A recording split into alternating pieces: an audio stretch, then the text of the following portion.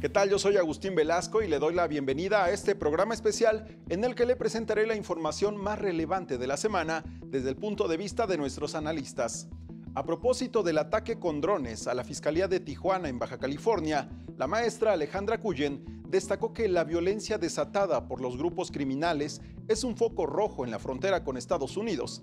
También se refirió a las acciones realizadas por el gobierno mexicano para evitar la imposición de aranceles anunciados por el presidente Donald Trump. Con uno, Alejandra Cuyen, analista política, parte de la casa de Uno TV. Alejandra, muy buenas noches.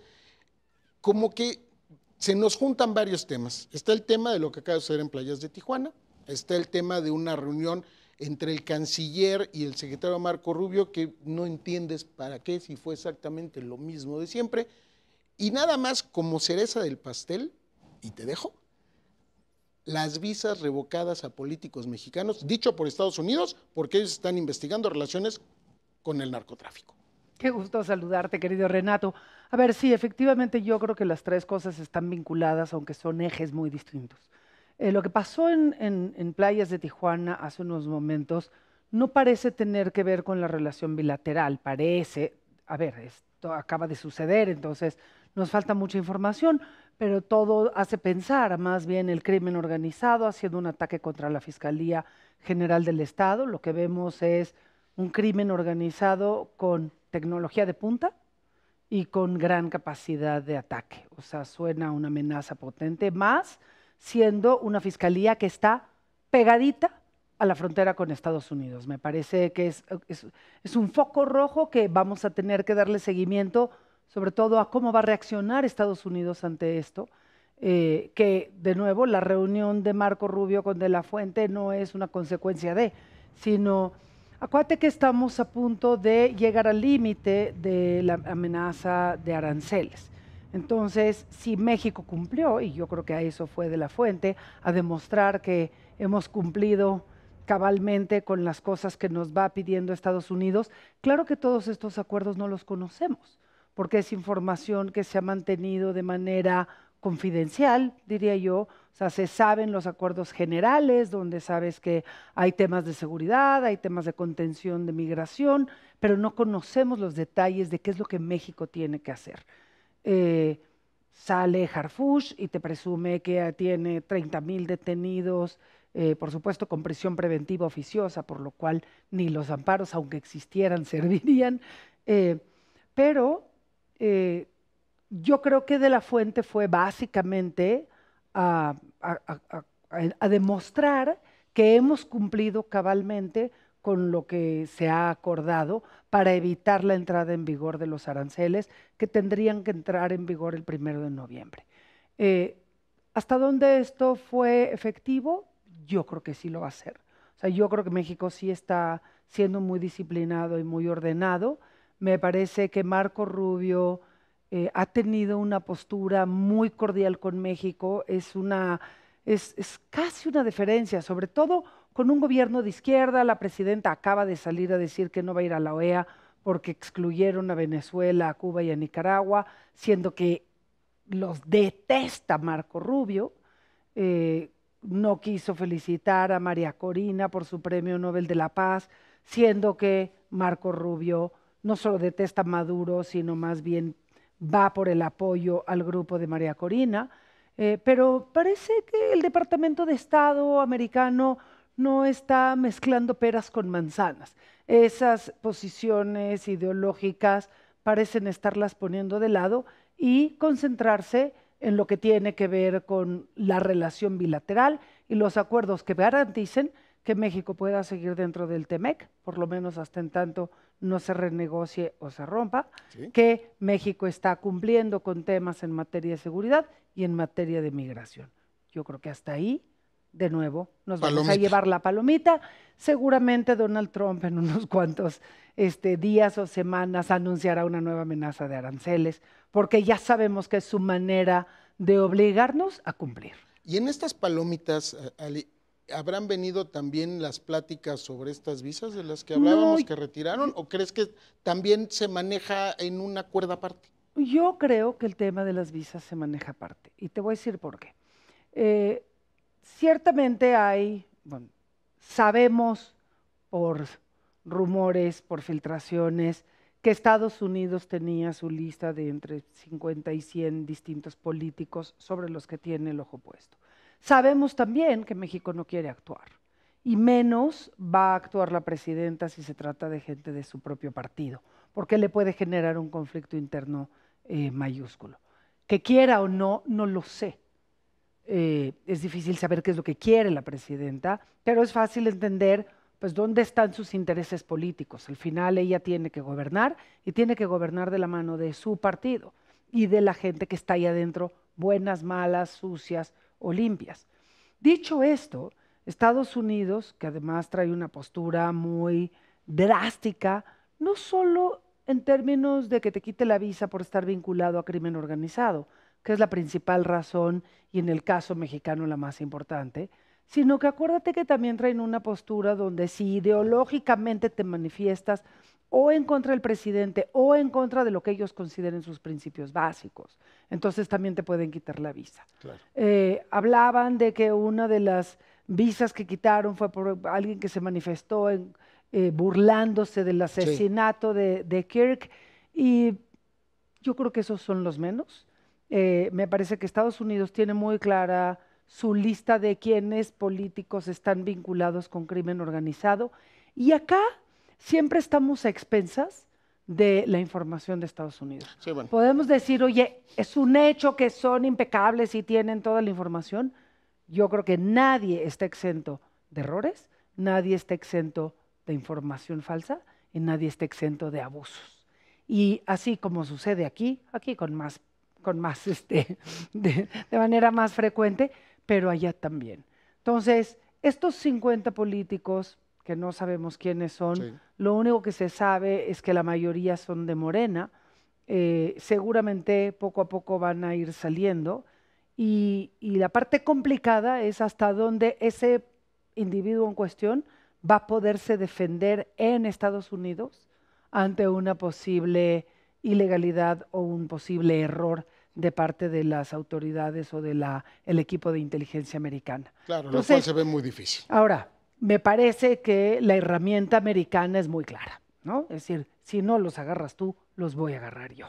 Y ahora sí que por lo pronto los mantengo fuera de Estados Unidos. Pero mientras quédense en su casa. Exactamente. Querida Alejandra, muchísimas gracias. Como siempre, un placer compartir contigo. Me da muchísimo gusto como siempre, Renato. Gracias. Y en el marco de la discusión del presupuesto 2026, el doctor Carlos Elizondo Mayer Serra analizó la decisión del gobierno federal de incrementar, a través de nuevos impuestos, los costos de los servicios estatales, cuotas migratorias, servicios de telecomunicaciones y del espectro radioeléctrico, y hasta las entradas a museos. Estos aumentos, así como el ajuste al tabaco, a las bebidas endulzadas, a las apuestas y a los videojuegos, entrarán en vigor en 2026. La discusión y contenido del paquete muestran, desde luego, claroscuros. El aumento y la creación de nuevos derechos sobre servicios estatales, el incremento en cuotas migratorias, el incremento en museos, telecomunicaciones, el espectro radioeléctrico, el ajuste del IEPS, lo acaba usted de ver en bebidas endulzadas, tabaco, en apuestas, videojuegos. Todo esto refleja una visión limitada, porque se está privilegiando la ampliación de la base recaudatoria y no los temas de fondo. Si bien dotar de más recursos al Estado es imprescindible, hacerlo grabando servicios culturales o acceso a bienes públicos afecta directamente a grupos sociales vulnerables con menor capacidad de pago y puede desincentivar áreas clave como la cultura, la investigación. Aunque la miscelánea fiscal ofrece avances en digitalización y combate a la evasión, queda como una oportunidad desaprovechada para dotar de mayor equidad al sistema fiscal. Es un tema de fondo para comentarlo con el doctor Carlos Elizondo Mayer Serra, profesor de la Escuela de Gobierno del TEC de Monterrey. Carlos, ¿cómo te va? Muy buenas noches, bienvenido. Pepe, buenas noches. Mira, en efecto, el Estado necesita recursos. La pregunta primera que yo me hago, sin embargo, Pepe, es, ¿gasta bien los que tiene? Si tú realmente crees que si tiene más dinero, eso va a llevar a que haya menos desperdicio, menos lo conocemos muy bien, todos estos abusos, Pemex perdiendo dinero, Mexicana perdiendo dinero, el AIFA perdiendo dinero. Entonces, realmente, para eso tenemos que grabar, para que Pemex, que antes le daba al gobierno mexicano 3, 4 puntos del PIB, ahora no le dé nada. El presupuesto para el año 26, Pepe, Pemex no le va a dar nada al gobierno, porque como pierden refinando, como hace refinerías que no sirven, entonces yo incluso cuestionaría si el gobierno requiere más recursos. Pero ahora que decidieron tenerlos, cuando nos dijeron que no iban a cobrar más impuestos, lo hacen de una forma que primero, que es muy grave, afecta a quienes menos tienen. ¿Por qué? Porque los que más consumen como proporción de su ingreso, cigarros, refrescos, son los que menos tienen. Además, se graba por litro, es decir, un refresco que vale poco dinero en materia proporcional pues, va a pagar más impuesto que un refresco que vale más. Entonces, los refrescos que usan las clases populares proporcionalmente van a pagar un impuesto mayor. Entonces, por donde tú lo veas, Pepe, es realmente un impuesto que afecta a la ciudadanía que más lo necesita. Es decir, Pero lo escudan, es perdón, decir, Pepe. se revela pues que hay un fin recaudatorio más que de salud, pues, por el tema de la diabetes, cuanto hay, que es además Mira, la Pepe, enfermedad más cara. si fuera por la salud no recaudaría nada. Es decir, si fuera eficaz para disminuir el consumo, pues no habría más recaudación. Estos son los impuestos que le gustan mucho a los estados porque son de productos que son muy inelásticos. Es decir, la gente que está enganchada con el tabaco, lo va a fumar prácticamente al precio que sea, porque tiene un vicio. Y el refresco es similar, la gente tiene una costumbre, una necesidad, y lo va a seguir consumiendo al precio que sea, pero incluso es peor, Pepe, porque en el caso del tabaco, lo vimos cuando empezaban a subir los impuestos, primero en el sexenio de Fox y más agresivamente en el sexenio pasado, lo que aparece es el mercado negro. Cuando tú subes el impuesto a algo que la gente de todos modos necesita consumir, aparecen estos, lo vemos en las salidas del metro, en los tianguis, estos tabacos que vienen de fuera o que se fabrican clandestinamente en México, que son baratos y están fuera del sistema fiscal. Se graban los refrescos, pero no se graba todas las aguas dulces que tienen contenido calórico similar. Si alguien no puede pagar o no quiere pagar el impuesto al refresco, tiene una alternativa igual de calórica por otro lado. Entonces, realmente lo que el gobierno buscó fue un producto que se pudiera justificar un incremento recaudatorio. El sexenio pasado, nos dijo la Procuradora Fiscal, perdió el Estado 600,000 millones de pesos por el huachicol fiscal y pues ahora necesitan cobrarle a la gente para poder tener pues, un poco más de margen de maniobra, porque el sexenio pasado cerró con un déficit público de casi 6% del PIB. Entonces, bueno, qué bueno que están cuidando el balance macroeconómico, porque nada es más caro también para el mexicano con más recursos tiene que un desbalance macroeconómico, pero es una pena que gastemos tan mal y recaudemos adicionalmente afectando a los que más lo necesitan. Esto revela, Carlos, no sé si estés de acuerdo, revela desconfianza dentro del propio gobierno respecto al futuro económico inmediato, en donde están apremiando aquellas deudas que heredaron del sexenio pasado, aquellos grandes agujeros negros, esos grandes hoyos negros que dejó el sexenio de Andrés Manuel López Obrador y que el actual sexenio tiene que enmendar por andar cumpliendo los mandatos del señor de Palenque.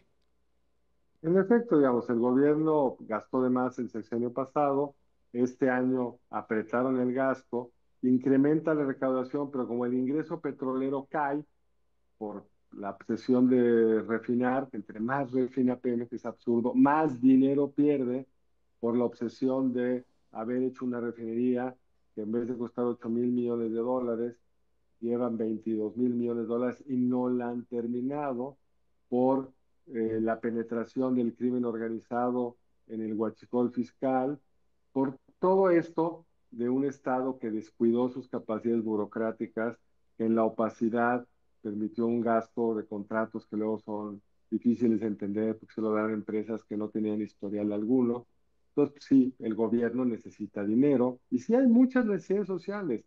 Si por lo menos estos recursos realmente sirvieran para apoyar al sistema de salud, pero el presupuesto de salud prácticamente no crece un poco, pero sigue estando muy por debajo de lo que debería gastar un país como México. Colombia gasta prácticamente el doble en el sistema de salud público colombiano que nosotros. ¿Por qué? Porque aquí también se priorizó otra cosa. Se priorizó, Pepe, un sistema fiscal, una relación con el ciudadano de reparto de transferencias, las pensiones no contributivas, las becas, todos estos programas que incluso se ampliaron en el arranque de esta administración y se ha castigado a los servicios públicos. Tú ves el presupuesto de educación, Pepe, y prácticamente no ha crecido, pero todavía es más complicado porque dentro del presupuesto de educación están las becas.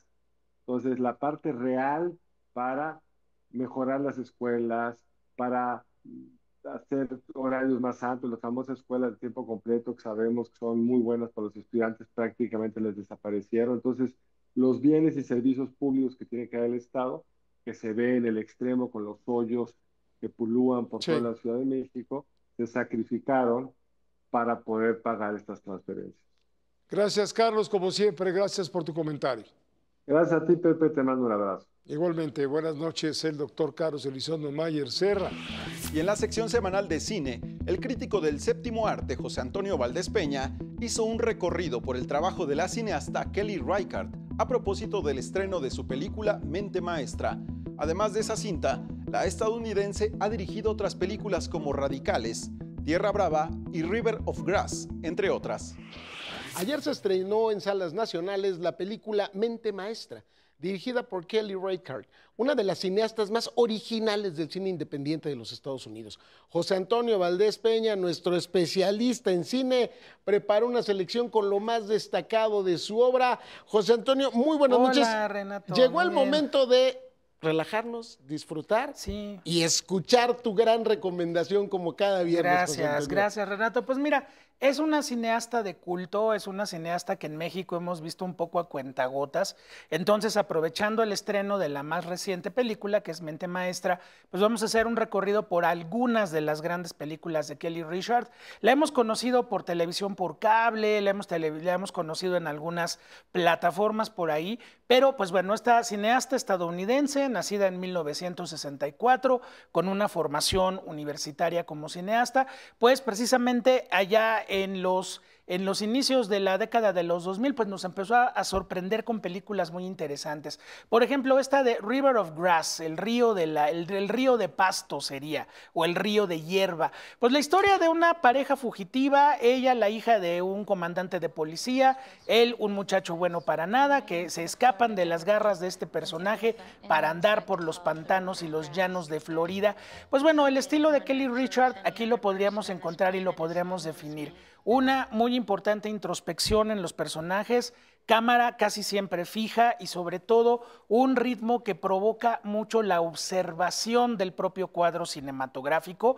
Por lo tanto, las películas de Kelly Reichardt suelen ser muy contemplativas, eso a muchos espectadores los desconcierta un poco, pero bueno, pues aquí en Río de Hierba, pues la película define ese estilo.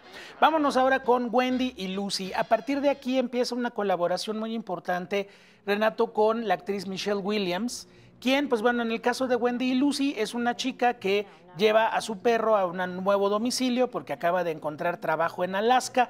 De repente, por ahí en Oregon se le descompone su camioneta, pierde la camioneta y su perrito desaparece. Entonces, pues la mujer tiene que empezar a buscarla por estos pueblos y lo que hace la directora, además de este estilo contemplativo que decíamos, pues es presentarte un retrato muy interesante de los Estados Unidos, pero del Estados Unidos menos favorecido, de estos pueblos que se han quedado abandonados porque la fábrica local se fue, y entonces entre el una especie de documental con ficción, esta película de Wendy y Lucy es sin duda muy interesante.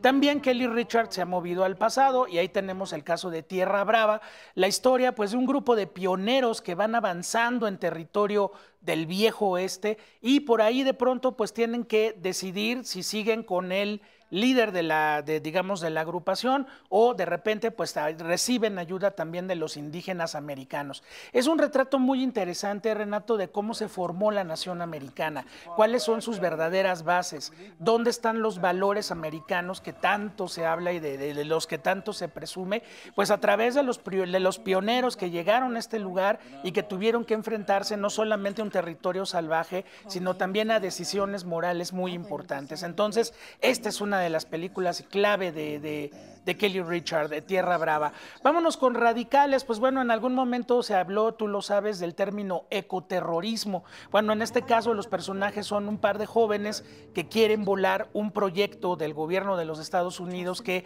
afecta a un buen sector de una base ecológica, pero de pronto pues los que van a hacer este atentado empiezan a dudar y empiezan a sentir diferentes pulsiones que los llevan finalmente a reflexionar sobre lo que van a hacer. A ustedes les toca como público saber si el atentado se produce o no, pero finalmente las actuaciones de Jesse Eisenberg y de Dakota Fanning, como estos dos chavos que son muy radicales en su proceder, pues tienen de repente un momento de reflexión y de decir, ¿realmente es lo que queremos? Y ahí es donde está el punto, el meollo de la película.